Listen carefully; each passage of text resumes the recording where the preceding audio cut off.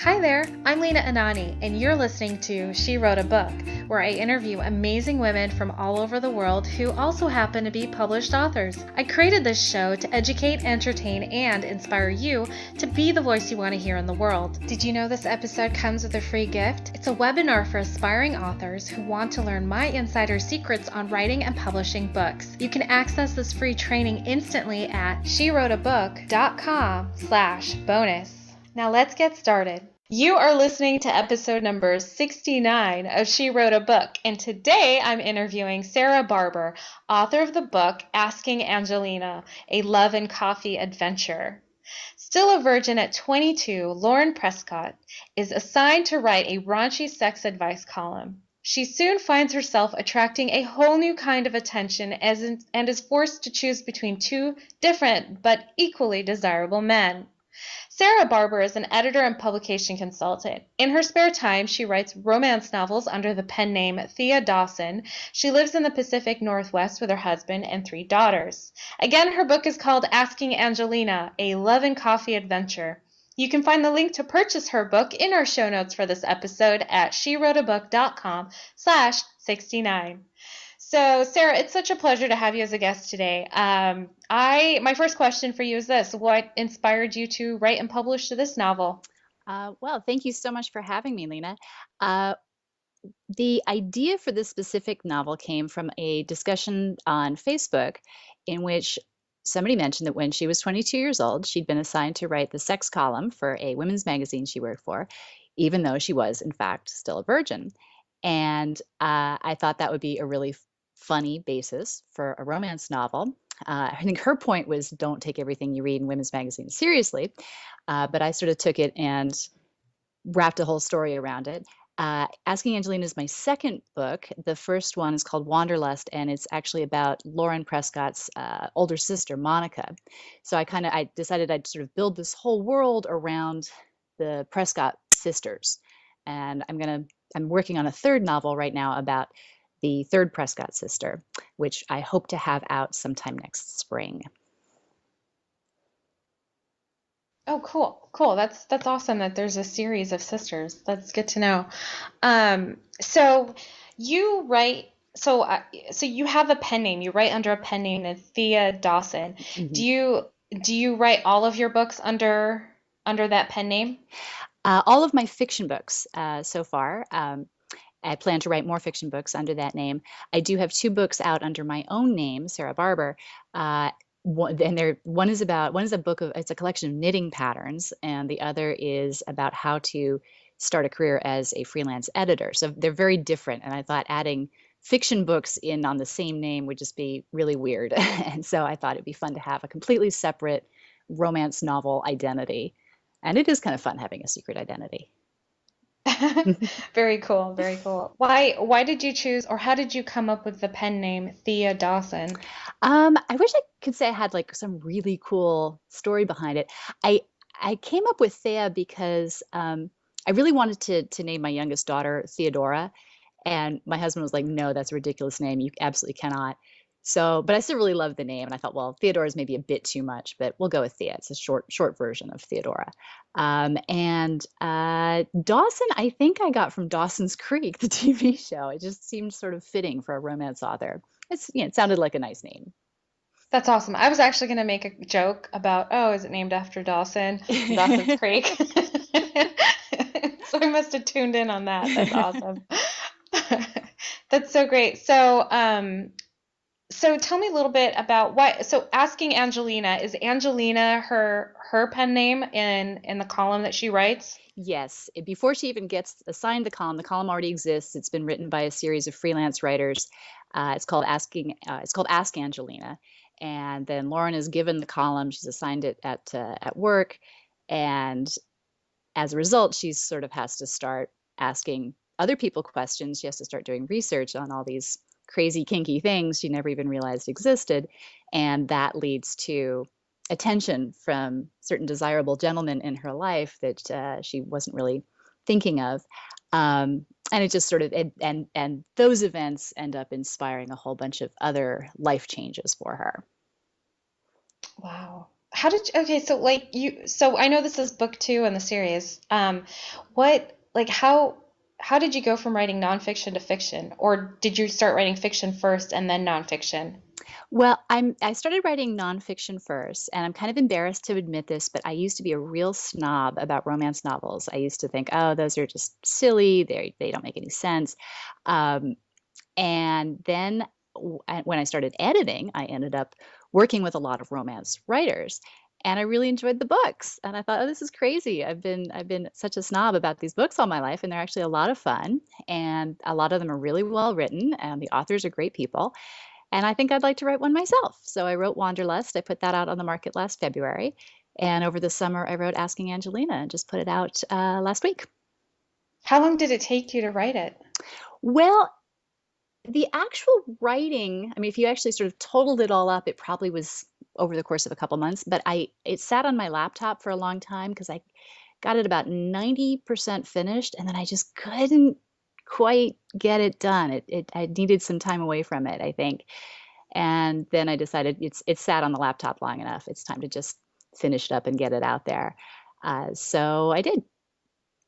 Awesome. How much was it, like percentage wise, how much was it complete before you let it sit for a while? It was almost done. It was like 90%, and I got so close, and then I don't know if it was sort of that writer's resistance, or if it was. I mean, I don't know. I think it was just that sort of writer's block thing. We're like, oh, now I'm getting too close. I'm scared to put it on the market. I'm scared to let other people see it. And eventually, I just felt so bad about the fact that it was sitting there that I made myself get it done. But I think that's something a lot of writers face, is that, like, I can't face it anymore. I've done most of it, but now I just can't look at it yeah, I just can't anymore. do it anymore. I know.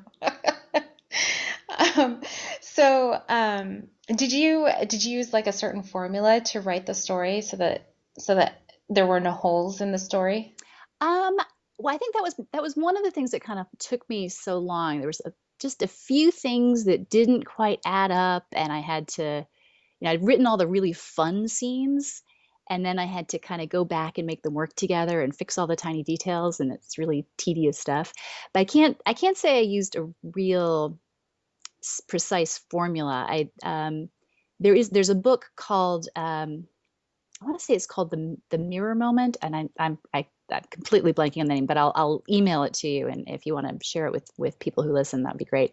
But it sort of focuses on this idea that every book has a moment where the main character kind of has to face up to either doing the right thing or failing, either succeeding or failing. Like they've got some kind of life-changing decision to make, and uh, you focus on that scene, and then you kind of build the book out from that. So to the extent that I used any formula, I think that's a really good one. Very, very, very cool. What has been like your readers with this book specifically? What has been like the common thread of or the common type of feedback that you've gotten? Well, the reviews have been pretty positive so far, so that's always gratifying.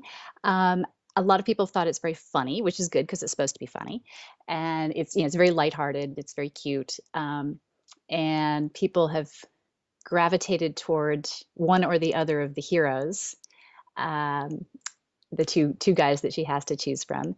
And I think a lot of people have liked the fact that it's not just about her trying to figure out which guy she wants to end up with, but it's also about her growing as a person. Like becoming, she's sort of stepping out of being this child who's always trying to please her parents and becoming her own self and doing what she wants to do.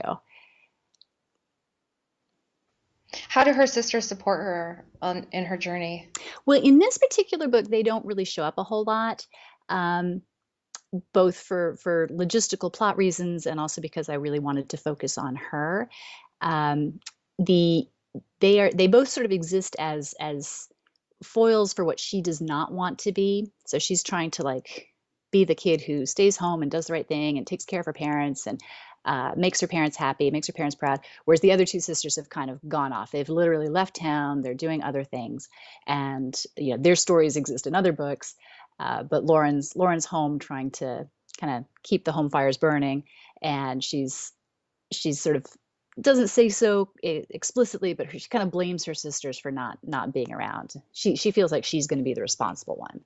But of course, that's not what she really wants. It's not about making her happy. She's trying to make other people happy. And over the course of the book, she becomes more independent. Does she have like a support group at all? Like, does she have like her core group of friends or coworkers or someone like a group that's kind of like just encouraging or empowering her to? Yeah, she has a roommate named Krista, who is her best friend and has been her best friend for the 4 years that they were in college, and they're now roommates that they've graduated from college. And she and Krista are good buddies, and she also has a best friend that she's known as long as she's known Krista, who is a guy, and he ends up being one of the potential love interests. Oh, interesting. Wow. So he has an opportunity to step out of the friend zone. Exactly. But there's also a very handsome man at work who's very attractive. So she ends up in the middle of this love triangle, having to decide which of these two extremely attractive guys is going to be the one she wants to end up with. Oh, well, that'll be interesting to find out who she picked. That'll be great. So, Sarah, what do you love most about being an author?